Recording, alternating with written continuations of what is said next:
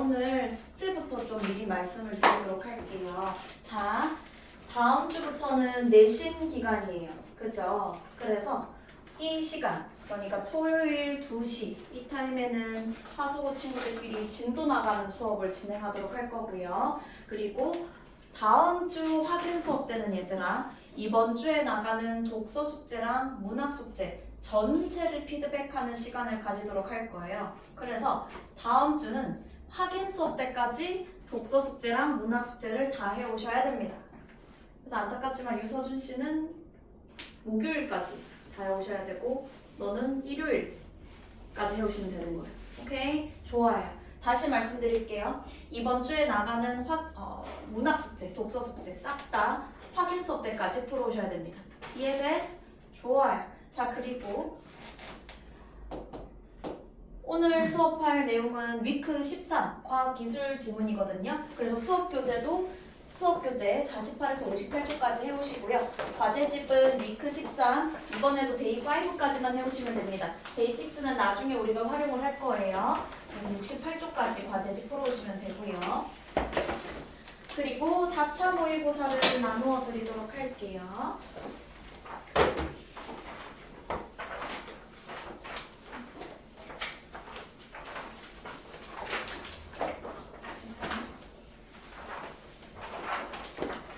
뒤에 유서 둘 다.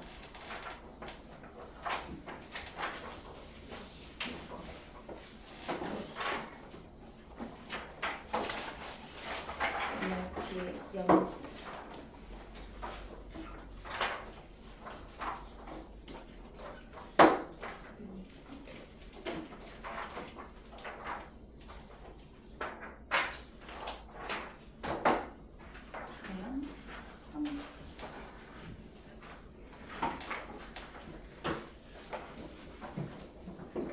보세요. 다음 주 확인 수업 때까지 4차 모의고사 1번부터 45번까지 싹 다 풀어오셔야 됩니다. 80분의 시간을 잡고 푸시면 됩니다. 실제 연습처럼. 이해됐어요? 그래서 다음 주 확인 수업 때까지 독서 숙제는 수업교재 위크 13, 과제집 위크 13 데이 5까지 4차 모의고사 시간 재서 풀고 채점 후에 오답 분석을 해와라. 얘들아, 오답 분석할 때 내신 때도 마찬가지지만 틀린 문제가 있으면 바로 해설지 보고 대충대충 오답 분석을 하는 게 아니고 다시 한 번 더 풀어봤으면 좋겠어요. 오케이? 이해됐어? 숙제는 쌤이 단톡방에 올릴 건데 지금 찍으실 분은 지금 찍어주세요. 찍으실 분 있어요? 없어요? 그러면 바로 과제집으로 한번 가보도록 할게요. 자, 하나 말씀드릴 것이 있습니다. 우리 친구들 질문을 하실 때 한 번 풀고 대충 봤을 때 모르겠으면 그냥 지원쌤한테 풀어달라 해야지 하고 물어보고 저게 저런 말인가? 전혀 모르겠고 이런 식으로 넘어가면 안 되는 거예요. 오답 분석할 때는 여러 번 읽어보면서 지문의 내용이 어느 정도 머릿속에 들어가 있어야 됩니다. 이번 숙제 특히 좀 어려웠잖아요. 여러 번 읽고 치열한 오답 분석 후에 그래도 모르겠는 것을 질문을 해주셔야 됩니다.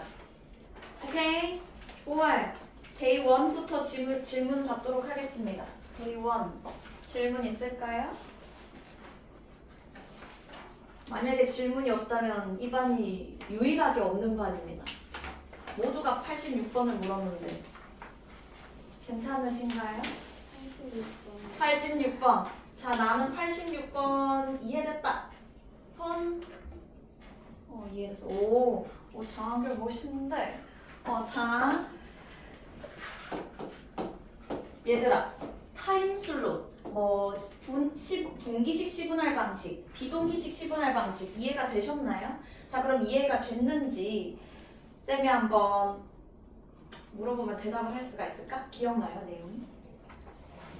기억나요? 좋아요. 자, 그러면 한번 해보도록 하겠습니다. 이번은 에이스 반이니까 가볍게 3번 문단까지는 넘어가고 4번 문단부터 그럼 보도록 할게요. 동기식 시분할 방식부터 보도록 하겠습니다. 자, 타임슬롯의 집합체를 뭐라고 하나요? 대답할 수 있는 사람. 타임슬롯의 집합체. 세 번째 문단에 있었을 겁니다. 타임슬롯의 집합체를 뭐라고 했었지? 세 글자. 피읍, 리을, 이응. 뭘까요? 프레임입니다. 타임슬롯의 집합체는 프레임이에요. 오케이? 자, 동기식 시분할 방식부터 보도록 하겠습니다. 동기식 시분할 방식은 통신 규약에 따라서 타임슬롯을 데이터의 종류 각각에 지정을 해놓는데요. 그리고 이 기지국으로부터 데이터가 전송이 되면 차량에 대한 그 데이터가 전송이 되면 그 데이터의 종류에 지정된 타임슬롯이 해당 데이터에 딱딱딱딱 할당이 된대요. 그러니까 기지국으로부터 자동차가 타임슬롯을 받게 되는 거죠. 하지만 데이터가 만약에 전송되지 않았어. 그러면 타임슬롯은 안 줘 이게 아니고 타임슬롯이 보내져요. 근데 데이터가 없는 채로 비워져 있는 거예요. 무슨 말인지 알겠어요? 동기식 시분할 방식은요. 차량마다 보내지는 타임슬롯의 개수가 동일해요. 무슨 말인지 알겠어? 태섭이 차에도 우리 재범이 차에도 한결이 차에도 만약에 동기식 시분할 방식이라면 같은 개수의 타임슬롯이 할당돼요. 근데 만약에 뭐 4개씩 타임슬롯이 할당된다고 보자. 근데 그 4개씩 가진 타임슬롯 중에서 몇 개의 타임슬롯은 비워져 있을 수 있는 거예요. 데이터가 전송되지 않는다면. 이해됐어? 좋아요. 결국 동기식 시분할 방식은 데이터를 처리하는 과정에서 오류 발생 가능성은 낮지만 데이터에 할당되지 않은 타임슬롯이 존재할 수 있습니다. 그러면 타임슬롯은 낭비되는 거예요. 이거 무슨 말인지 알겠어요? 좋아요. 쌤이 예를 들면 우리 친구들한테 각각 4개의 컵을 줬어. 근데 연지 컵은 4개가 채워져 있고 태섭이 컵은 1개만 채워져 있어. 그러면은 태섭이 컵에 4개의 컵 중에 3개가 낭비되고 있는 거예요. 비워진 채로 있는 거니까. 오케이? 여기서 컵이 타임슬롯이고 예를 들면 그 컵에 담겨있는 물이 데이터라고 보시면 됩니다. 무슨 말인지 알겠어? 좋아요. 자, 기억하세요. 동기식 시분할 방식은 모든 차들이 동일한 타임슬롯의 개수를 받는다. 그럼 당연히 프레임도 다 타임슬롯이 4개로 이루어져 있는 거겠죠. 비워져 있는 타임슬롯이 있을 수 있고. 이와 달리 비동기식 시분할 방식은 전송되는 데이터가 없으면 얘들아 타임슬롯이 비워진 채로 낭비되는 것이 아니고 타임슬롯을 비워두지 않고 다음 순서에 해당하는 데이터에 타임슬롯이 할당된대요. 무슨 말인지 알겠어요?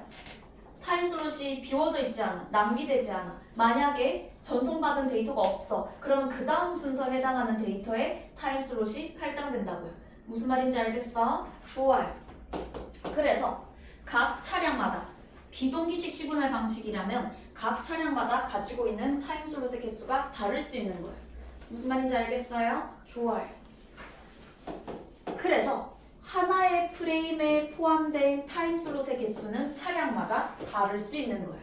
허재범의 타임슬롯은 하나, 임태섭의 타임슬롯은 4개, 다현이의 타임슬롯은 2개 이런 식으로 개수가 다를 수 있는 겁니다. 데이터를 전송받지 않으면 그 타임슬롯은 쓰이지 않고 그 타임슬롯은 그 다음으로 넘어간다. 그리고 데이터 종류에 따라 정해진 타임슬롯이 해당 종류의 데이터에 해당되지 않기 때문에 전송되는 데이터마다 데이터의 종류를 확인할 수 있는 주소 필드를 포함시킨대요. 하나마다 주소 필드를 포함시킨대요. 결국 비동기식 시분할 방식은 타임슬롯이 낭비가 안 된다는 것은 맞지만 데이터 처리 과정에서 오류 발생할 가능성이 높다. 자, 그러면 우리 86번 가보도록 할게요. 일반 친구들은 이 문제를 좀 잘 이해를 한 것 같으니까 질문을 좀 한번 해보도록 하겠습니다. 상황. 땡땡 요금소에 전자요금 징수 시스템으로만 운영하는 하나의 차로를 1번 차량과 2번 차량이 시간 간격 안 두고 바로바로 순서대로 지나갔습니다. 순서대로. 1번 먼저, 그 다음 2번 차량이. 데이터 전송 유무 한번 볼게요. 쌤 보세요. 데이터의 종류엔 총 4가지가 있다. 데이터 종류의 순서 1. 차량에 정상적으로 진입했는가. 2. 후불 카드를 사용하는가. 3. 차량 소유주와 카드 소지자가 일치하는가. 4. 요금 감면 대상인가. 자, 여기 한번 보면 차량 구분하면 1번 차량은 얘들아 동기식 시분할 방식을 쓰고 있고요. 1번 차량은요. 어디가 데이터 전송이 안 돼요? 2번 후불 카드를 사용함. 이거에 대해서 데이터 전송을 하지 않습니다. 왜요? 왜 안 해요? 데이터 전송을 안 하는 경우는 어떤 의미죠? 데이터 종류에 해당하는 내용과 일치하지 않는 것입니다. 다시 말해서 1번 차량은요. 후불 카드를 사용하는 거야 하지 않는 거야 재범아? 하지 않는 것입니다. 연지 이해돼요? 무슨 말인지 알겠죠? 좋아요. 자 그러면 1번 차량은요. 프레임에 포함된 타임슬롯의 개수가 그럼 3개겠다. 그지? 맞아요? 윤이야? 아니에요. 자신있게 하면 돼요. 타임슬롯 개수 그럼 몇 개야? 저기 장한결 1번 차량의 타임슬롯의 개수는? 미안 1번 차량이 가지는 타임슬롯의 개수는 4개입니다. 그 중에서 몇 번째 타임슬롯이 비워져 있는 거야? 2번째. TS2가 비워지는 겁니다. 비워진 채로 있는 거예요. 비워져 있는 타임슬롯을 보면서 1번 차량 같은 경우에는 후불 카드를 사용하지 않는군 하는 겁니다. 문제는 이렇게 타임슬롯이 낭비된다라는 거. 2번 차량 보도록 하겠습니다. 2번 차량은 비동기식입니다. 자, 우리 2번 차량 같은 경우에는요. 차량이 정상적으로 진입했고 후불 카드 사용하고 차량 소유주랑 카드 소지자가 일치합니다. 자, 근데 요금 감면 대상이다. 맞아 아니야? 아니에요. 데이터 전송을 안 했네요. 자, 그러면 2번 차량 같은 경우에는 가지고 있는 타임슬롯의 개수가 4개인데 마지막 타임슬롯이 비워져 있다. 선재야 맞아요? 아닙니다. 2번 차량 같은 경우에는 몇 개의 타임슬롯을 갖게 될까요? 태서봐 3개인 겁니다. 무슨 말인지 알겠어? 만약에 데이터 전송을 받지 않으면 타임슬롯은 여기 할당되어가지고 비워져 있는 게 아니고 그 다음으로 넘어간다고요. 만약에 3번 차량이 바로 연속해서 온다고 치자. 근데 3번 차량이 비동기식이고 차량이 정상적으로 진입했어. 그러면 3번 차량의 1-1 데이터 전송받은 타임슬롯이 3번 차량에 할당되는 거예요. 이해됐어요? 좋아요. 타임슬롯 TS의 흐름. 두 차량 1번, 2번 사이의 타임슬롯은 존재하지 않고 1번 차량의 타임슬롯은 TS1부터 시작한다. 괄호할게요. TS1부터 TS4까지. 어떤 차량의 타임슬롯이죠? 1번 차량입니다. 자 그리고 질문. 2번 차량의 타임슬롯은 TS5부터 어디까지이죠? 응?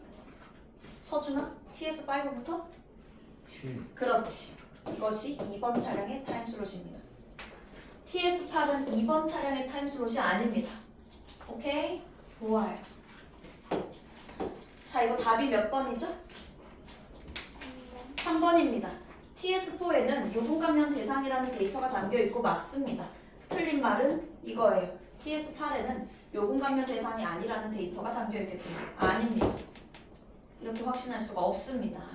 3번 차량의 3번 차량으로 넘어가거나 등등으로 해결이 되는 거죠. 오케이? 좋아요. 연지 이해됐어요? 그러면 2번 데이 2로 가보도록 할게요. 데이 2 질문 있어? 없으면 물어봐야지. 자, 쌤 보세요. 90번에 1번 우리 글로 검색할 경우 띄어쓰기 위치가 일치하는 비교 대상 3개가 만들어진다. 우리 띄우고 글일 경우에는 비교 대상이 몇 개가 만들어지는 거예요? 3개가 아니고 2개입니다. 우리 띄우고 글. 세 번째에 띄어쓰기가 있어야 돼요. 문장부호 없으니까 문장부호 없는 친구들로 찾아봐야 되고요. 자 그러면 애서창 그리고 뭐예요? 제된 우입니다. 비교 대상은 2개입니다. 그죠? 좋아. 다들 알고 있는 것 같네. 너무 이쪽 피고 있니? 우리 넘어간 지 오래됐는데. 좋아. 여기 하고 있었어요. 자 그럼 여기 보고 있었어. 여기 보고 있었던 거죠. 자 그러면 데이 3로 가보도록 하겠습니다. 데이 3 질문 있을까요?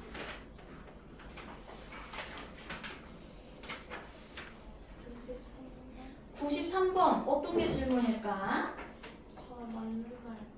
다 맞는 말 같아. 자, 나는 93번을 맞았다 손 들어볼까요? 이야, 대단한 친구들이네. 가장 많은 것 같아요. 맞은 친구들이 반대로 한번 살펴봤을 때. 그럼 맞은 친구들이 좀 대답을 잘해줄 수 있겠다, 그죠? 아이, 훌륭합니다. 자, 그러면 틀린 친구들 고개 들어보세요. 틀린 친구들은 틀린 문제에 대해서 뭔가 좀 해결이 됐나요? 이해가 되셨나요? 우리 태섭 이해됐어? 재범 이해됐어? 애매해. 자, 한번 같이 해보도록 하겠습니다. 일단 우리 A부터 같이 읽어보도록 할게요. 앞에 가보자. 맞은 친구들은 대답 잘해줘. 만약에 쌤이 0이라는 전성고를 장한결한테 보냈어. 근데 오류가 생겨서 0이 아닌 1이 갈 수도 있어요. 근데 장한결은 쌤이 0을 보냈는지 1을 보냈는지 확신을 할 수가 없어. 오류가 있는지 없는지. 쌤이 만약에 그러면 0이라는 전성구어 뒤에 확인부호를 하나 더 붙여서 00 아니면 11을 장한결한테 보낸다고 생각해보자. 전성부의 해민거리가 어떻게 되죠? 00, 11 해민거리가 어떻게 되죠?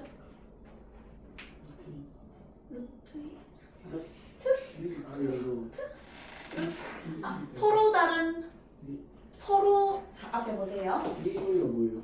뭐라고요? 해민거리가 뭐냐고요? 해민거리가 뭐냐면 자, 해민거리는 마치는 친구인데 자, 해민거리는 기억이 안 날 수 있지. 길이가 같은 두 보를 비교했을 때 두 보의 같은 자리에 있는 서로 다른 문자의 개수입니다. 그래서 예를 들면 세 개의 부호 00, 01, 11이 있다면 00과 01의 해민거리는 1이고 그리고 00과 11의 해민거리는 2이고 무슨 말인지 알겠어요? 서로 다른 문장보의 개수입니다. 서로 다른 문자의 개수입니다. 오케이? 그럼 000과 111의 해민거리는 3. 루트 3 이런 거 아니야. 오케이? 좋아요. 이해됐어? 쌤이 만약에 태섭이한테 0 뒤에 확인부를 하나 더 붙여서 00 아니면 11을 보낸다고 생각을 해볼게요. 쌤이 태섭이한테 보내는 건 00 아니면 11입니다. 근데 태섭이가 받은 게 01 아니면 10이야. 그럼 태섭이가 뭐라고 생각할까? 지원쌤은 분명히 00 아니면 11을 보낼 텐데 10, 01이 왔네? 이거 뭔가 잘못됐다. 오류가 있구나. 하지만 정확하게 어떤 위치에 오류가 나는지는 확인할 수가 없는 거예요. 무슨 말인지 알겠어요? 0, 1 중에 첫 번째 자리가 잘못돼서 쌤이 1, 1을 보내려고 했었던 건지 두 번째 자리가 잘못돼서 0, 0을 보내려고 한 건지 알 수가 없다고요. 그래서 오류난 위치까지 확인하기 위해서 전성부호 X 뒤에 확인부호 두 개를 더 붙이는 거예요. 그래서 앞에 보세요. 00이나 11을 송수신하는 대신 P와 동일한 규칙의 확인부호 Q를 한 번 더 붙여서 XPQ에 해당하는 3비트 단위의 전성부호 000과 111 중 하나를 송수신한다고 해보자. 형광펜 들어주세요. 한 가지 오류만 있다고 가정한다면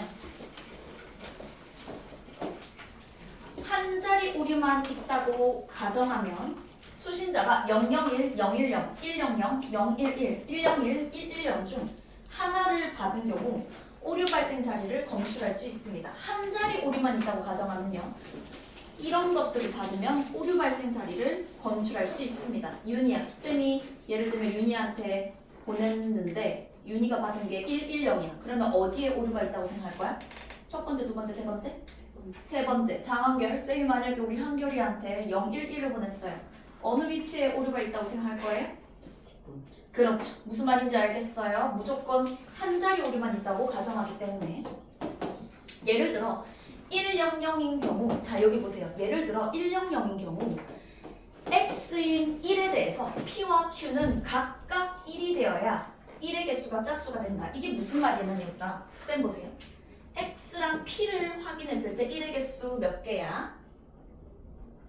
2개. 1의 개수 짝수네. 그러면 오류 없음. 이렇게 보는 거예요. 이거에 대한 내용은 앞에 있었습니다. X랑 전송부호랑 확인부호를 확인했을 때 1의 개수가 짝수다. 오류 없음. 만약에 X랑 Q 자리를 봤을 때 1의 개수 몇 개야 지금? 하나네. 그럼 1의 개수 짝수야 홀수야? 홀수네. 그럼 오류 있음 이렇게 판단을 한다는 거예요. 무슨 말인지 알겠어요? 각각 1이 되어야 1의 개수가 짝수가 되는데 Q가 지금 0이기 때문에 1의 개수가 홀수다. 따라서 오류 발생 자리를 검출해서 110을 111로 수정할 수가 있습니다. 그래서 우리는 한 자리 오류를 검출할 수가 있습니다. 우리 문제를 한번 같이 보도록 할게요. 자, 여러 가지 말들이 있습니다. 여기 뭐 확인보호 검사에서 P 자리 오류 있으면 P 자리 1, 없으면 0, Q 자리 오류 있으면 Q 자리 1, 없으면 0. 그리고 PQ 자리 계산하면 그 자리를 알아낼 수 있다. 어쩌고저쩌고 되어 있습니다. 질문하겠습니다. 자, 만약에 우리 한결이가 010을 받아 그러면은 쌤이 무엇을 보냈을 거라고 생각할 거야? 정한결? 000이야? 111이야? 자, 그러고 P 자리에 오류가 있는지 없는지를 어떻게 확인할 수 있어요? 1의 개수가 짝수인지 홀수인지 보면 된다. 자, 지금 여기 봐요. X랑 P를 봤을 때 1의 개수 홀수야 짝수야 연주야? 홀수죠. 그러면 오류 있네 이렇게 보는 거야. 무슨 말인지 알겠어요? 자, 110을 받았어. 만약에 다현이가 110을 받았어. 그럼 쌤이 뭘 보냈을 거라고 생각할 거야? 000이야? 111이야? 아니지. 111이지. 한 자리만 오류가 있다고 생각할 거니까. 만약에 다현이가 110을 받았다면 한 자리만 오류가 있을 것이니까 111을 지원쌤이 보냈을 것이구나 생각을 해야 된다고요. 쌤이 보낼 수 있는 건 000 아니면 111입니다. 근데 한 자리 오류만 있다고 우리는 가정하기 때문에 다현이는 반드시 쌤이 111을 보냈을 거라고 생각을 해야 돼. 무슨 말인지 알겠어요? 왜 여기 0이 들어가죠? 아는 사람. 여기 지금 0인 이유를 아는 사람. 태섭이 알아요? 가운데로 첫 번째로 짝수. 그러니까요. 너무 잘했어요. 무슨 말인지 알겠어요? 1의 개수가 짝수니까 0. 1의 개수가 1의 개수가 짝수니까 0. 1의 개수가 홀수니까 1인 겁니다. 이해됐어요? 자, 그러면 여긴 뭐 들어가야 돼? 다현아? 한 자리 오류만 있다고 가정해야 되기 때문에 000111 중에 그렇죠. 왜 여기 1이 들어가야 얘들아? 홀수니까. 1의 개수가 홀수니까. 1의 개수가 홀수니까. 이해됐어요? 자, 그런데 1의 개수가 홀수니까 1을 쓰기는 했어. 근데 문제는 우리는 만약에 이걸 수신을 받는다면 두 자리를 바꿔야 한 자리를 바꿔요? 무조건 한 자리를 바꿉니다. 우리는 한 자리에 오류가 있다고 가정을 하기 때문에.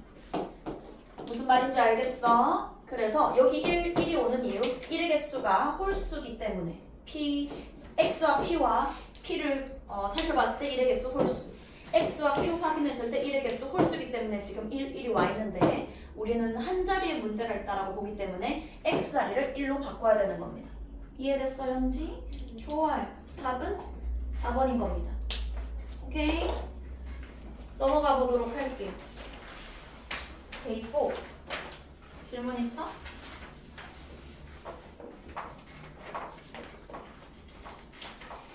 데이 5 질문 있어요?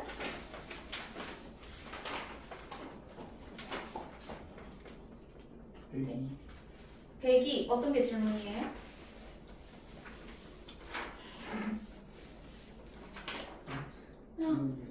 질문이야. 이 새끼가. 와, 니 몇 번 읽어봤어 이거 지금? 솔직히 한 번밖에 안 읽어봤지? 네. 그럴 줄 알았어. 쌤 보세요. 쌤 보세요. 이 지문은 그렇게 어렵지가 않습니다. 근데 너네가 이걸 읽기 싫었던 이유가 뭘까요? 개 길어서. 너무 길어요. 하지만 막상 살피면 그렇게 어렵지 않습니다. 니 수업 잘하지 않아요? 그죠? 너무 길어요. 같은 말만 반복하고 있네. 자, 우리 그러면 데이 5 102번 한번 같이 보면요. 102번을 하기에 앞서서 그러면 여기부터 봐야 돼요. 자, 우리 데이 5의 두 번째 문단 한번 같이 보도록 할까요? 빠르게 읽어보도록 하겠습니다. 우리 친구들이 분명히 내용을 좀 살펴봤을 것이기 때문에 내용 한번 살펴보도록 할게요. 기계학습은 훈련 데이터 집합을 잘 표현하는 모델을 만드는 작업인데 기계학습에서 모델은 현실 세계의 사물, 사건의 본질적인 구조를 나타내는 것으로 구조물을 나타내는 것으로 현실 세계의 복잡한 현상을 추상하고 단순화하는 겁니다. 그리고 사람들은 이렇게 만들어진 모델이 일반화 능력을 가지고 있기를 바랍니다. 그리고 새로운 입력 데이터에 대해서 합리적인 값을 생성하기를 바라는데 이를 위해서 모델링 작업을 하고 데이터 집합을 잘 표현하는 파라미터를 구하는데 문제는 모델링에 사용하는 학습 데이터랑 실제 현장에서 모델이 받는 데이터는 서로 다를 수가 있다는 겁니다. 형광펜 들어주세요. 형광펜 들어주세요. 일반화 능력이 떨어지는 모델은 학습에 사용한 입력에는 옳은 값을 도출할 수 있어도 처음 보는 입력에는 엉뚱한 결과를 낼 수가 있습니다. 자, 근데 보통 파라미터 수에 대비해서 데이터 양이 많으면 많을수록 일반화를 잘하는데 만약에 학습 데이터를 충분하게 설명하지 못하도록 부족하게 학습되면 그걸 과소적합이라고 하고요. 반대로 학습 데이터를 과하게 학습해도 문제입니다. 학습 데이터에 대한 오차는 감소하지만 밑줄 전체적인 경향에서 벗어난 데이터까지를 고려하게 되어서 실제 데이터에 대해서는 일반화 성능이 떨어질 수가 있습니다. 자, 그리고 문제를 보도록 하겠습니다. 102번입니다. 보기 보도록 할게요. 문제도 지문도 긴데 문제까지 길었어요. 그죠? 하지만 쉽습니다. 같이 보도록 할게요. 다음은 각국 남자들의 몸무게에 따른 키를 구하기 위해 데이터 집합에 저장된 남자들의 데이터 기억에서 시옷을 통해 만든 모델들이래요. 자, 요렇게 몸무게가 57이면 키가 167, 몸무게가 65면 키가 168 이런 데이터 집합들을 모아놓은 겁니다. 자, 모델 A 같은 경우에는 1차식이고요. 몸무게와 키의 상관관계를 직선으로 가정합니다. 이렇게 직선으로 가정하고 있습니다. 오케이? 좋아. 자, 그리고 출력 데이터인 키는 Y, 입력 데이터인 몸무게는 X로 놓으면 이 모델의 틀은 이렇게 된다. 모델의 복잡도를 결정하는 파라미터 수는 2개이다. 자, 그리고 모델 B는요. 파라미터가 3개의 2차식이고 모델 C는요. 파라미터가 7개인 고차의 다항식이래요. 검증 결과 모델 C는요. 훈련에 사용된 데이터 집합의 모든 데이터에 대해서 일치한대요. 근데 문제는 실제가 아니고 이거 훈련에 사용된 데이터 집합의 모든 데이터에 대해서 일치를 하고 있구나. 자, 형광펜 또 들어주세요. 일반적으로 각국의 남자들은 몸무게가 증가하면 키도 증가하는 경향을 보이고 있대요. 일반적으로. 자, 질문하도록 하겠습니다. 모델 C는 모든 구간에서 일반화를 잘하고 있다. 맞을까요? 틀릴까요? 틀립니다. 한결아, 모델 C는 어떤 구간에서 일반화 능력을 하등하고 있지 못하거든요. 어떤 구간일까요? 기억과 니은 사이, 니은과 디귿 사이, 디귿과 리을 사이. 어디일까요? 몸무게가 늘면 키도 늘어야 되는데. 저기 사이 전체가 이음이랑 비읍. 그렇지. 미음과 비읍 사이. 여기 일반화 능력을 전혀 하등 일반화를 하고 있지 못합니다. 답은 몇 번일까요? 4번입니다. 모델 BC를 통해 고차 다항식을 이용하면 무조건 모든 구간에서 일반화 능력이 뛰어나다? 아닙니다. 오케이? 모델 C는 일반적인 경향을 반영하지 못하고 있는 이 구간이 있단 말이에요. 3번이 맞고 4번은 틀렸습니다. 오케이? 좋아요. 자, 그러면 모의고사 한번 가볼까? 화장실? 저 카메라 치면 안 돼. 핸드폰 부서지면 안 돼. 쉽지 않은데. 꼬리가 길어. 선재야. 좀 잠깐 봐. 고마워. 자, 일러줘. 좋아. 모의고사 우리 1번부터 15번까지 질문 있는 사람 손. 유서는 개인적으로. 너 또 몇 번인데?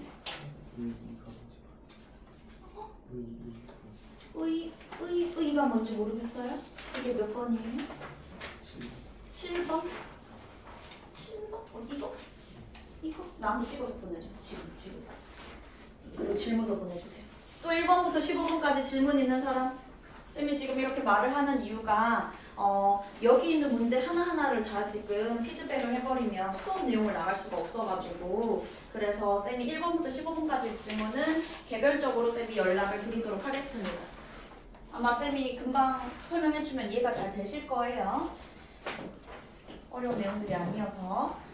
자, 그러면 우리 모의고사 지문, 독서 지문들 한번 가보도록 하겠습니다. 독서에 대한 질문이 있는 친구들 한번 해볼까요? 독서 질문? 37번. 어? 37. 37번. 또 있는 사람? 없어.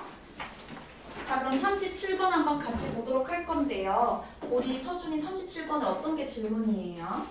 1번에 고주파가 되면은 잠시만요. 자, 그럴 수 있다고 생각해. 근데 만약에 박살났으면 너는 잠시만 얘들아. 어머, 초점도 다 흐려졌네.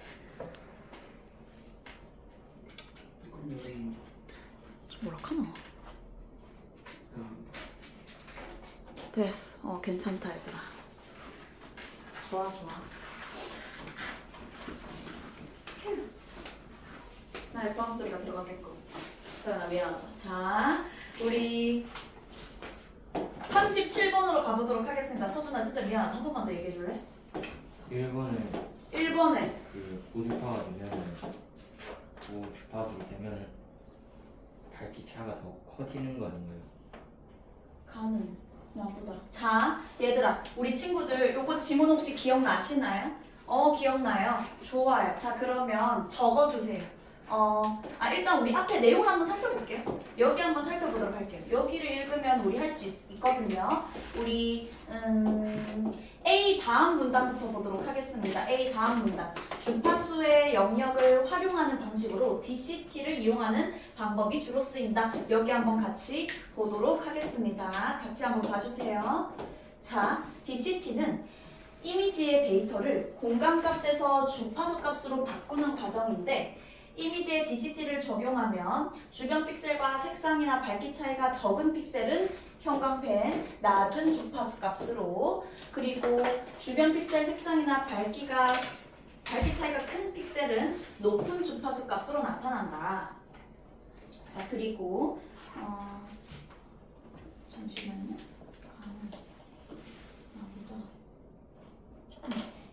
자, 그리고 원본 이미지를 일정한 크기의 여러 블록으로 나누고 블록별로 각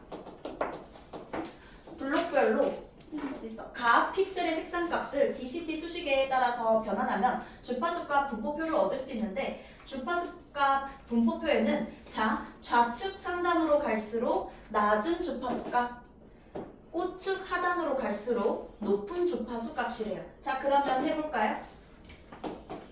가나 중에 어디가 낮은 주파수 값이에요? 가가 낮은 주파수 값. 그죠? 가가 낮은 주파수 값. 그죠? 그리고 다가 높은 주파수 값.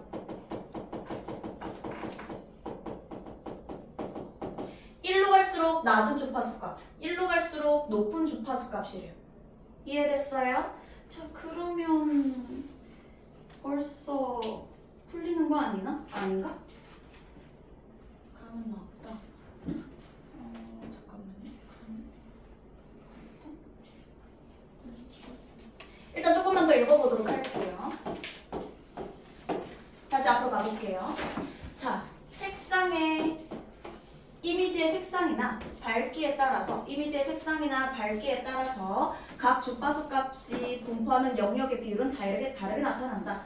이때 워터마크 이미지의 픽셀의 색상 값을 주파수 값 형태로 삽입하고 역변화 수식에 따라 변환하면 어느 주파수 값에 삽입을 하든 전 영역에 걸쳐서 고르게 분산된다. 그 다음 문단까지 보고 넘어가 보도록 할 거예요.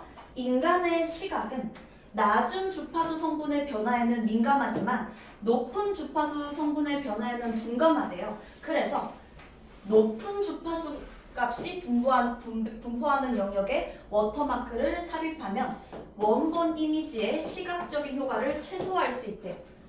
자, 그럼 다시 말하면 낮은 주파수 값이 분포하는 영역에 워터마크를 삽입하면 원본 이미지의 시각적 변화가 어떻게 될까요?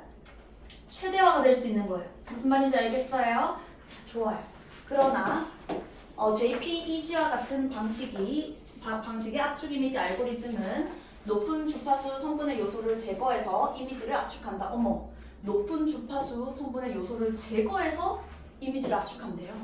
그러면 높은 주파수 값이 분포하는 영역에 워터마크를 삽입하면 이미지 압축 같은 과정에서 워터마크가 삭제될 수가 있대요. 그래서 워터마크를 삽입할 때는 낮은 주파수 값이 분포하는 영역과 높은 주파수 값이 분포하는 영역의 경계면에 해당하는 특정 주파수값 영역을 중심으로 워터마크를 삽입한다. 자, 그럼 문제를 한번 다시 가보도록 할게요. 얘들아, 쌤도 문제를 한번 다시 살펴보고 싶은데 지금 서준이 친구가 37번에 1번이 맞는 말인 것 같다고 한 거 맞죠? 근데 네. 친구의 같은 거. 아닌 것 같아요? 좋아요. 가는 나보다 원본 이미지에서 쌤도 한 번 더 읽게. 우리 친구들도 1번이 왜 맞는 말인지 한번 찾아보세요. 왜 틀린 말인지 찾아보세요.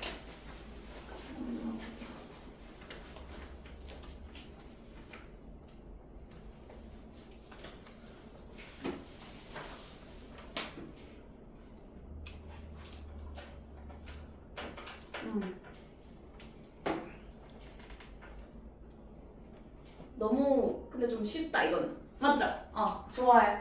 낮은 주파수 값이면은 밝기 차이가 적다라고 했잖아요. 그러면 가가 나보다 색상이나 밝기 차이가 더 작은 부분이겠군. 오케이? So easy. 그러면 넘어가도 될까요? 좋아요. 내일 문학 수업 오시는 친구들 유서준 말고는 다 내일인 것 같은데 아니다. 임태석도 아니네. 두 친구 제외하고 나머지 친구들 문학 영역 문제들도 꼼꼼하게 풀어와 주시고요. 자, 그럼 수업 교재 가볼까?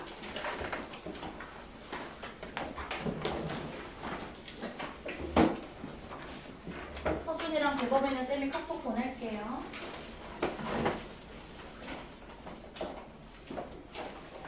자, 수업 교재 질문 있는 사람?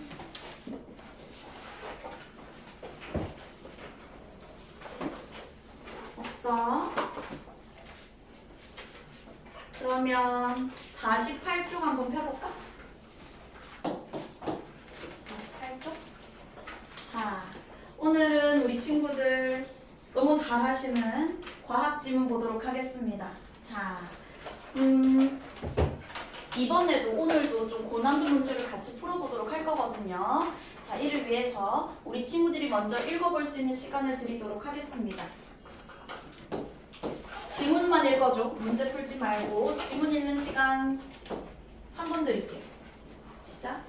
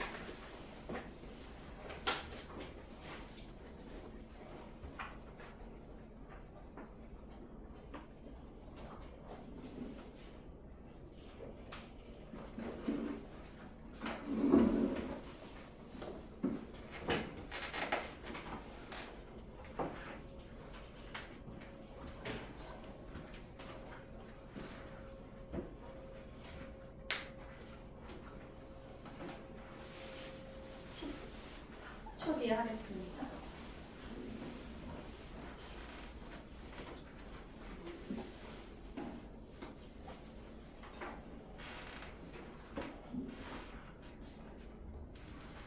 앞에 볼까? 같이 한번 해보도록 할게요.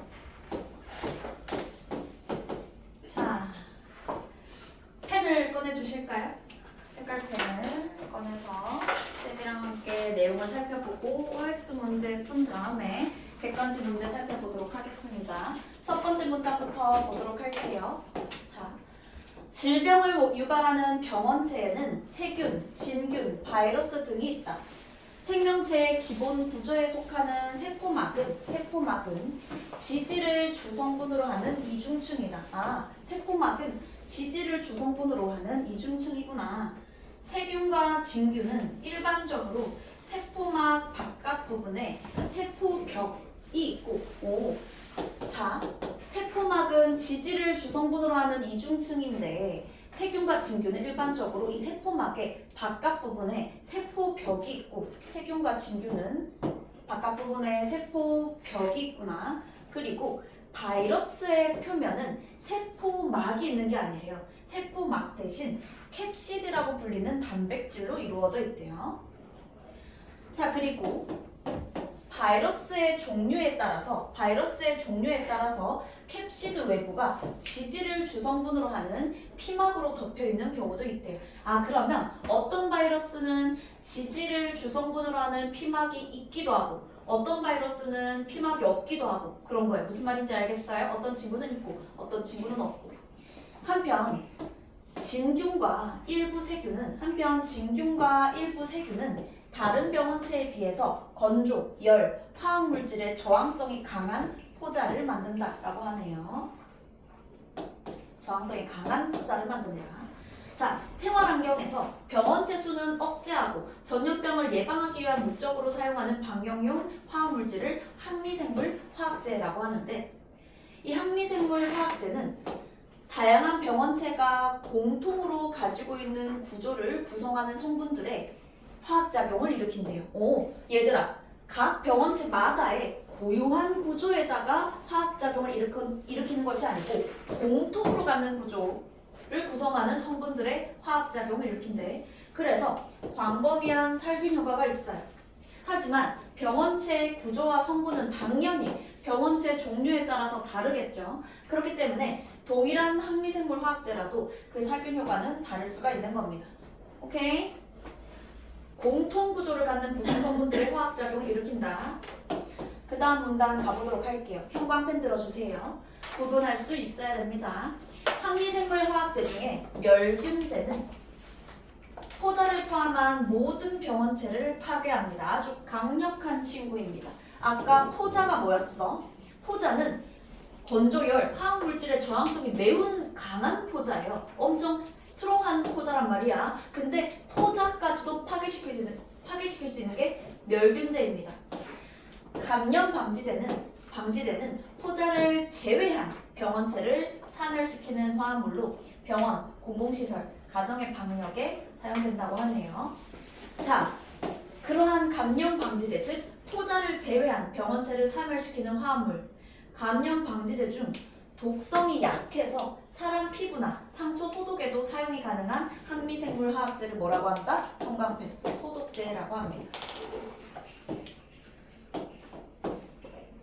소독제는 감염 방지제 중에 하나인 거야. 멸균제 중 하나가 아니고. 무슨 말인지 알겠어요? 좋아요. 자, 근데 문제는 얘들아, 사람의 세포막도 지질 성분으로 이루어져 있대요. 그래서 아무리 소독제라 하더라도 사람의 세포를 죽일 수 있대요. 오, 사람의 세포막도 지질 성분으로 이루어져 있다. 소독제라 하더라도 사람의 세포를 죽일 수 있다. 지질 성분을 손상시킬 수 있어요. 그렇기 때문에 눈, 호흡기 등의 점막에 접촉하지 않도록 주의해야 됩니다. 소독제를 친구한테 장난으로 눈에 뿌리면 돼요, 안 돼요? 안 되는 거예요. 큰일 나는 겁니다. 따라서 항미생물 화학제는 병원체에 대한 최대 방역 효과와 그리고 인체 및 환경에 대한 최고의 안정성을 확보할 수 있도록 종류별 사용법을 지켜야 됩니다. 인체의 안정성을 높이는 방법은 지질 손상 기능을 약화시키면 되는 거겠죠. 그럼 사람한테 확 뿌려도 문제가 좀 없을 수 있는 거예요. 이와 달리 지질 손상 기능이 강한 친구면 눈에 뿌리면 어떻게 돼요? 실명될 수 있는 겁니다. 이해됐어요? 좋아요. 어느 정도의 방역 효과와 어느 정도의 안정성 다 확보하면 좋겠죠. 자, 항미생물화학제의 작용 기제는 크게 병원체의 표면을 손상시키는 방식과 병원체 내부에서 대사 기능을 저해하는 방식으로 나눌 수 있는데 많은 경우 두 가지 기제가 함께 작용합니다. 고농도 에탄올 등의 알코올 화합물은 세포막의 기본 성분인 지질을 용해시키고 단백질을 변성시키고 병원성 세균에서는 세포벽을 약화시킨대요. 또한 알코올 화합물은 지질을 용해시키는 기능이 있다 보니까 지질 피막이 없는 바이러스보다 지질 피막이 있는 병원성 바이러스에서 방역 효과가 크고요. 오케이? 근데 만약에 이러한 알코올 화합물의 지질 손상 기능을 약화시킨다면 지질 피막이 있는 방역 효과가 좀 떨어지겠죠. 무슨 말인지 알겠어요? 좋아요. 자, 그리고 지질 피막은 병원성 바이러스가 사람을 감염시키는 과정에서 중요한 역할을 합니다. 그렇기 때문에 지질 손상 기능을 가진 항미생물 화학제만으로도 병원성 바이러스에 대한 방역 효과가 있습니다. 자, 근데 지질 피막의 유무와 관계없이 다양한 바이러스의 감염 예방을 위해서는 하이포염소산 소듐 등의 산화제가 널리 이용됩니다. 자, 병원성 바이러스의 방역에 사용되는 산화제는 바이러스의 공통적인 표면 구조를 이루는 캡시드를 손상시키는 기능이 있대요. 얘들아, 캡시드도 표면이에요, 표면. 근데 쌤 보세요. 지질 피막 없이 바로 캡시드가 표면 구조인 친구가 있는 거예요. 그런 바이러스가 있는 거예요. 무슨 말인지 알겠어요? 지질 피막이 없는 바이러스일 경우에는 표면이 바로 캡시드입니다. 이해됐어요? 지질 피막이 없는 경우 바로 캡시드가 표면이라고요. 캡시드를 손상시키는 기능이 있어서 바이러스 파괴하거나 바이러스의 감염력을 잃게 한다. 그 다음 문항 가보도록 할게요. 병원체 표면에 생긴 약간의 손상이 병원체를 살균시키는데 충분하지 않더라도 내부로 침투한다면 살균율가 확 증가합니다. 알킬화제와 산화제는 병원체 내부로 침투하면 필수 물질 대사를 정지시키고요. 그리고 글루타드 알데하이드와 같은 이런 알킬화제가 알킬 작용기를 단백질에 결합시키면 단백질을 변성시키고 핵산 염기에 알킬 작용기를 결합시키면 핵산을 비정상적인 구조로 변화시킨대요. 그리고 마지막 제목 표시. 산화제인 하이포염소산 소듐은 병원체 내에서 불특정한 단백질들을 산화시킨대요. 얘들아, 산화와 변성은 다르기 때문에 지금 다른 용어를 쓰는 거야. 알킬화제는 단백질을 변성시킨다고 했고 소듐은 산화시킨대요. 산화시켜서 단백질로 이루어진 효소의 기능들을 비활성화하고 병원체를 사멸에 이르게 한다. 자, 지문을 한번 우리 친구들이 각자 읽어보고 쌤이랑도 같이 읽어봤어요. OX 퀴즈를 풀어보도록 하겠습니다. OX 퀴즈를 풀어보는데 쌤이 표시를 해드리도록 할게요. 171 아니야, 51쪽은 싹 다 풀어주세요. 51쪽은 싹 다 풀어주시고 52쪽에는 176, 177, 179 풀어주세요. 51쪽은 싹 다, 52쪽은 176, 177, 179. 지금 시작.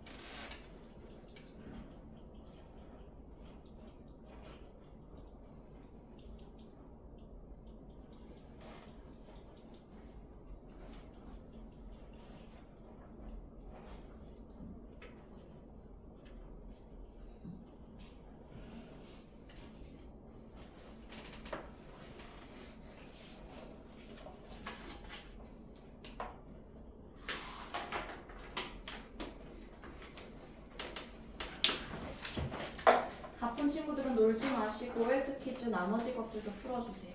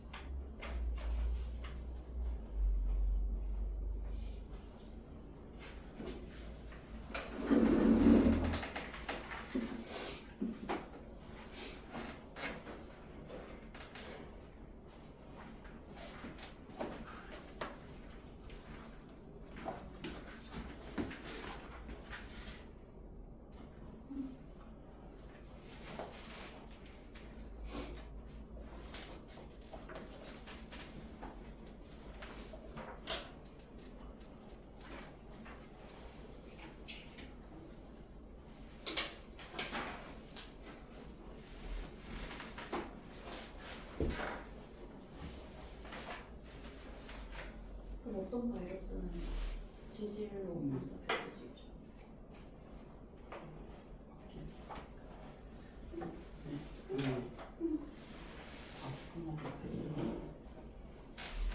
근데 병원체는 이거 3개 있어.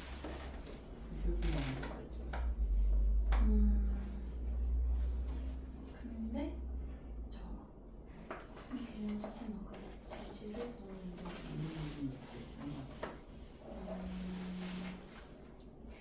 근데 바이러스는 생명체예요?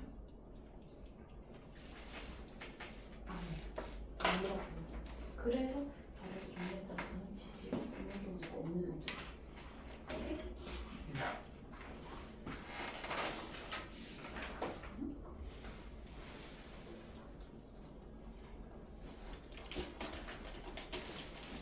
혹시 OX 덜 푼 친구 있을까요? 쌤이 말한 부분? 덜 푼 친구 없죠? 다 불러드리도록 하겠습니다. 51쪽에 답은 불러도 될까요? 51쪽부터 51의 답은 OXXXX입니다.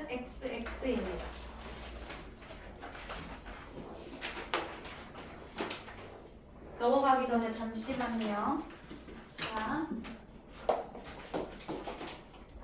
173번 어떤 진균과 세균은 포자를 만들지 않는다. 자, 여기서 진균과 일부 세균이라고 했으면 진균은 전체, 세균은 일부인 겁니다. 이해됐어요? 근데 지금 여기 뭐라고 되어 있어요? 어떤 진균과 세균은 포자를 만들지 않는다? 아닙니다. 여기서 진균 친구들은 다 만들고 일부 세균들이 포자를 만들 수도 있고 안 만들 수도 있는 겁니다. 이해됐어요? 좋아요. 진균은 무조건 포자를 만든다. 자, 그리고 나머지 또 질문 있어요?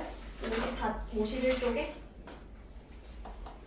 없으면 52쪽에 다 불러드리겠습니다. 51쪽 176 O, 177 X, 179는 X입니다. 질문 있는 사람? 없으면 질문 없어? 없으면은 자, 객관식 문제 가보도록 하겠습니다. 총 4문제입니다. 49쪽입니다. 49쪽에 4문제 지금 풀어주세요. 시간은 5분 드리도록 하겠습니다.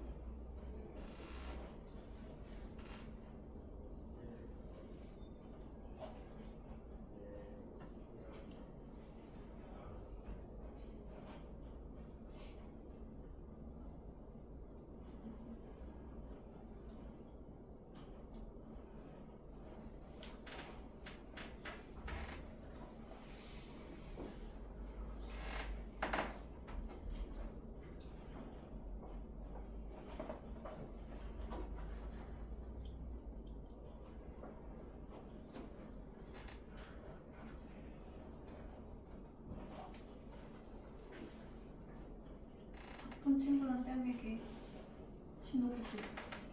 쌤을 쳐다봐 주세요.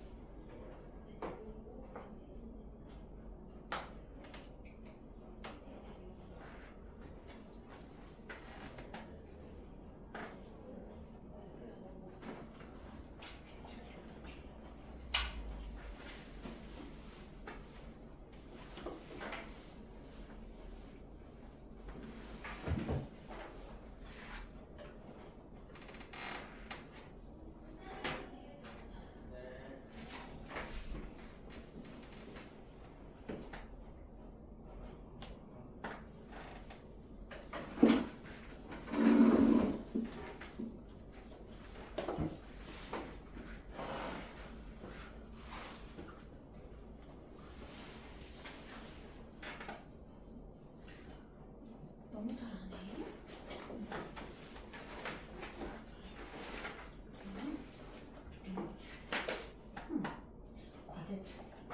과제책 대로한 분들도 있어.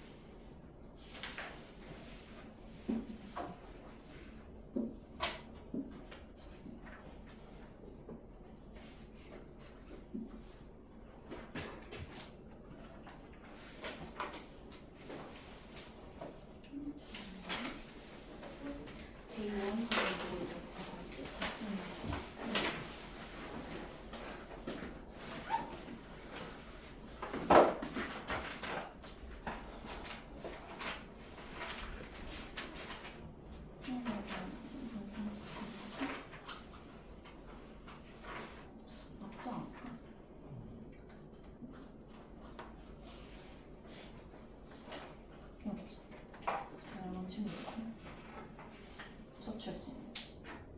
오케이. 봐봐.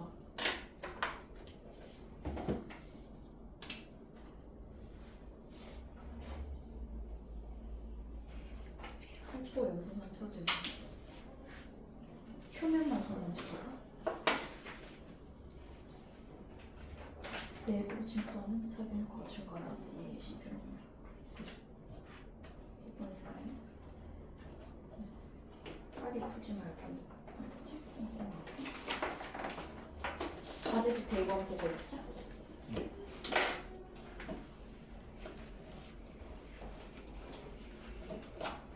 됐어? 잘했어. 과제집 대본 잠깐 보고 있자.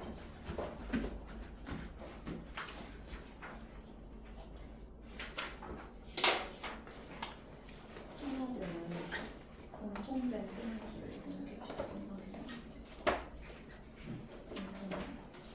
좀 다양한 친구들이 참여시킬 수 있어. 공통 구조를 구성 완성도를 잘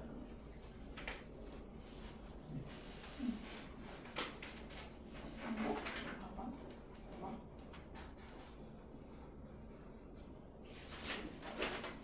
쌤이 지금 무료층 친구들, 쌤 중도 무료층 하이포이러스 선생님은 표면도 손상시키지만 내부도 손상시킬 수 있는 거 아니야?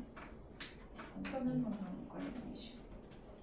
내부 손상시킬 수 있다. 사금 소리 예시 들었죠.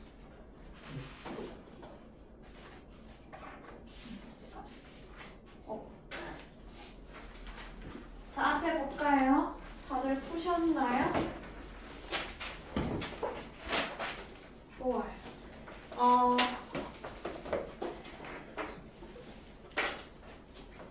연지 마지막 문제 풀었어? 못 풀었어. 아니야. 아직 끝난 거 아니야. 아직 남았어. 자, 죽을. 167번 같은 경우에 답이 1번, 168번의 답은 2번입니다. 하이포 염소산 소듐은 병원체 내부, 병원체 표면 다 손상시킬 수 있고요. 169번의 답은 3번이고요. 자, 170번. 쌤 보세요. 170번 지금 푼 친구들은 다 맞은 것 같거든요. 한 번만 펼쳐주세요. 잘했어요. 잘했고. 근데 한 친구가 아직 안 풀어서 답을 불러줄 순 없을 것 같아요. 그 친구도 한번 풀어보면 좋으니까. 다만 아니야. 나머지 친구들은 다 맞았으니까 넘어가 보도록 할게요. 오늘의 마지막 질문으로 가보도록 하겠습니다. 알겠어. 자, 마지막 질문 내용 한번 슈르륵 보기만 하고 끝내줄게요. 무조건 읽지 마.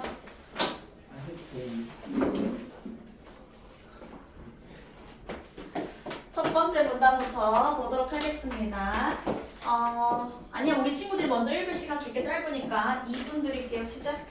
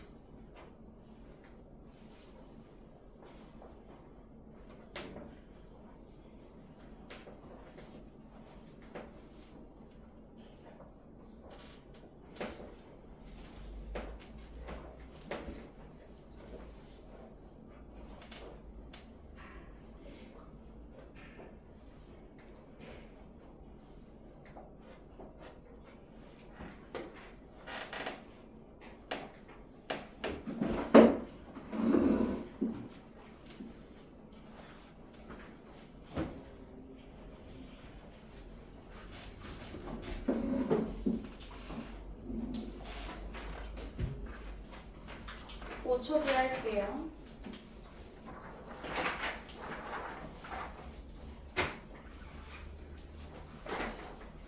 하수구 지금 내신 뭐 하고 있어요 학교에서? 학교에서 뭐 하고 있어 내신? 시조? 시조 하고 있지. 시조 뭐 하고 있어? 방 안에 켜는 촛불? 두부터비 파리는 거? 푹푹 치는 폭풍. 뱃사공 그거. 오케이.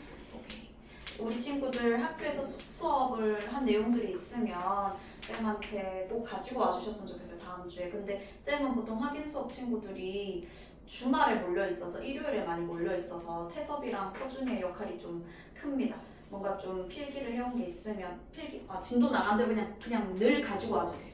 글씨 조금만 알아볼 수 있게 써주면 감사할 것 같아요. 자, 첫 번째 문단부터 빠르게 보도록 할게요. 빠르게 보고 가자. 첫 번째 문단부터 보도록 하겠습니다. 자, 분자들이 만나서 화학 반응을 진행하는 데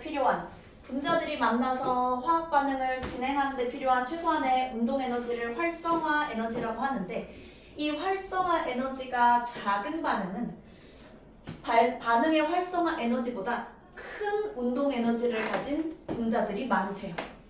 활성화 에너지가 작은 반응은 반응의 활성화 에너지보다 여기 싹 다 밑줄치자. 반응의 활성화 에너지보다 큰 운동 에너지를 가진 분자들이 많아서 반응이 빠르게 진행된대요. 활성화 에너지가 작으면 반응이 빠르게 진행되는구나. 그럼 반대로 활성화 에너지가 크면 반응이 느리게 진행되겠구나. 예측을 해야 되겠죠. 활성화 에너지를 조절하여 반응 속도에 변화를 주는 물질을 촉매라고 하고요. 반응 속도를 빠르게 하는 능력을 촉매 활성이라고 한대요. 자, 촉매가 없을 때와는 활성화 에너지가 다른 새로운 반응 경로를 제공한다. 촉매는 새로운 반응 경로를 제공하는구나. 화학산업에서는 주로 고체 촉매가 이용이 되는데, 액체나 기체인 생성물을 촉매로부터 분리하는 별도의 공정이 필요 없기 때문이래요. 고체 촉매는 대부분 활성성분, 지지제, 증진제로 구성된다. 하나씩 살펴보고 집에 가봅시다. 먼저 활성성분부터 보도록 할게요. 형광펜 해주세요. 활성성분, 형광펜. 활성성분은 활성성분의 표면에 반응물을 흡착시켜서 촉매 활성을 제공하는 물질입니다. 흡착시켜서 촉매 활성을 제공한다. 고체 촉매 작용에서는 반응물이 먼저 활성성분의 표면에 화학 흡착되고, 흡착된 반응물이 표면에서 반응해서 생성물로 변환된대요. 그리고 생성물이 표면에 탈착되는 과정을 거쳐서 반응이 완결된대요. 3단계를 거치네요.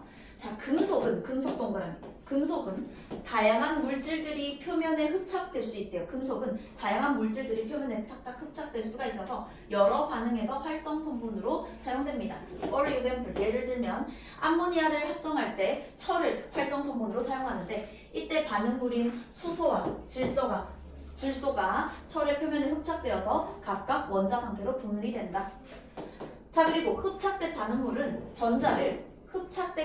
전자를 금속 표현의 원자와 공유하여서 안정화가 된대요. 반응물의 흡착 세기는 금속의 종류에 따라서 달라진다. 이때 흡착 세기가 적절해야 돼요. 만약에 흡착 세기가 약해도 흡착량이 적어서 촉매 활성이 낮아지고요. 너무 강하더라도 흡착된 반응물이 너무 지나치게 안정화되어가지고 표면에서의 반응이 느려진다. 그래서 촉매 활성이 낮아집니다. 적당하게 좋은 거야. 일반적으로 고체 촉매에서는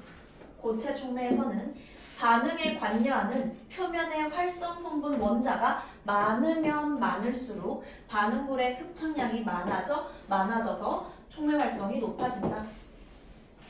활성 성분 원자 많으면 반응물 흡착 많아지고 촉매 활성 높아지는구나. 자, 금속은 열적 안정성이 낮아서 화학 반응이 일어나는 고온에서 금속 원자들로 이루어진 작은 입자들이 서로 막 달라붙어서 큰 입자를 이루게 되는데, 이를 소결이라고 한대요. 열적 안정성이 낮아. 그래서 화학 반응이 일어나는 고온에서 막 작은 입자들이 큰 입자를 이루어 이걸 소결이라고 한대요. 입자가 소결되면 즉 큰 입자를 이루게 되면 금속 활성 성분의 전체 표면적은 줄어들게 된대요. 소결되면 표면적은 줄어든다. 이러한 문제를 해결하는 것이 요렇게 문제구나. 이걸 해결하는 것이 바로 지지제다. 형광펜 지지제. 다 돼가죠? 작은 금속 입자들을 표면적인 넓고 열적 안정성이 높은 지지체의 표면에 분산하면 소결로 인한 촉매 활성 저하가 억제됩니다. 그래서 작은 양의 소량의 금속으로도 금속을 활성 성분으로 사용하는 고체 촉매 활성을 높일 수가 있습니다. 마지막 증진제입니다. 증진제는 촉매에 소량 포함되어서 활성을 조절한대요. 활성 성분의 표면 구조를 변화시켜서 소결을 억제하기도 하고 활성 성분의 전자 밀도를 변화시켜서 흡착 세기를 조절하기도 한대요.